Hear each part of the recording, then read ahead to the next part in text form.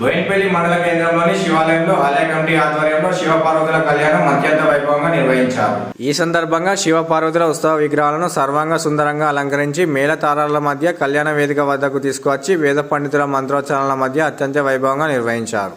అనంతరం భక్తులకు తీర్థ ప్రసాదాలను అందజేశారు.